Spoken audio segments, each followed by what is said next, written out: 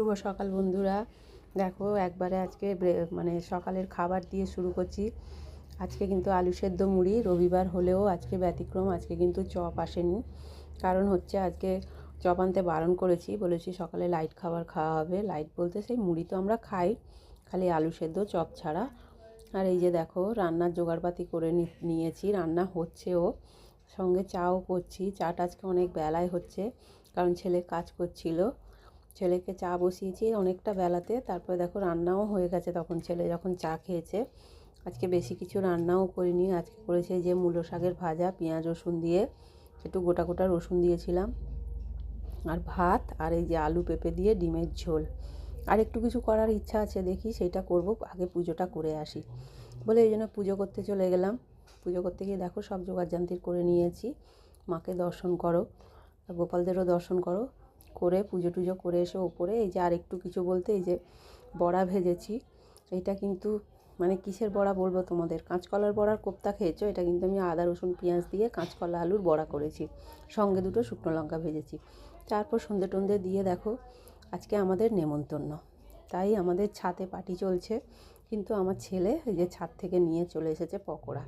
খেয়ে দিয়ে রেডি হয়ে পড়লাম, যাচ্ছি বিয়ে বাড়ি।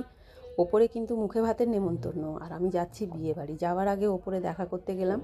দেখা করার পরে আমাদের ছাতেই দেখো এই যে সব ফ্ল্যাটেরই লোকজন, আর কর্তা তো কফি আর পকোড়া দিচ্ছিলো এই যে বিয়ে বাড়িতে। তারপরে চলে গেছি কর্তা আর আমি, বউকে দেখালাম তোমাদেরকে, আর বরকে দেখাবো না, বিয়ে বাড়ি গেছি। এই যে হচ্ছে বর, ওটা কোণে, আর এটা হচ্ছে বর। আর দেখো আমরা ওখানেও সেরকম কিছু খাইনি, এই যে করেছিল ওরা পকোড়া, মানে ওখানেও পকোড়া, কর্তা পকোড়া খাচ্ছে, আমিও খেয়েছি, আর সঙ্গে ছিল ভেজিটেবিল বল।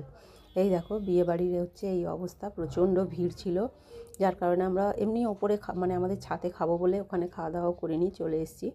আর এই ওপর থেকে মেয়ে যাবে না বলে খাবার এনে দিয়েছে, এই মিষ্টি আর বিরিয়ানি। তারপরেই দেখো ছাদে চলে গেছি খেতে। ততক্ষণে লোকজন একটু কমই হয়ে গেছে, কারণ ঠান্ডার দিন তো একটু কমেই গেছে। তারপরে ফাঁকা ফাঁকাই হয়ে গেছে, আমরা খেতে বসে পড়েছি, আমি, জামাই আর ওর বাবা। এই যে খেতে বসে পড়েছি, সবাইকে খেতে দিয়ে দিয়েছে। দেখো এমন কিছু মানে অনেক হাবিজাবি মেনু ওনারা করেননি, করেছেন স্যালাড আর চিকেন বিরিয়ানি, সঙ্গে ছিল চাটনি পাঁপড় আর মিষ্টি, সেটা তোমাদের দেখাতে পারিনি। আর এই দেখো পার্সেল, যেখানে বিয়েবাড়ি গেছিলাম ওরা কিন্তু পার্সেলটা, মানে আমরা দুজন গেছি, দুটো পার্সেল করে দিয়েছে। নেমন্তন্ন কিন্তু 5 জনেরই ছিল, তাও আমাদেরকে অনেক জোর করছিল, খাইনি দেখে দুটো পার্সেল হাতে ধরিয়ে দিয়েছে। এটা তোমাদের সঙ্গে কালকে শেয়ার করব। শুভরাত্রি বন্ধুরা।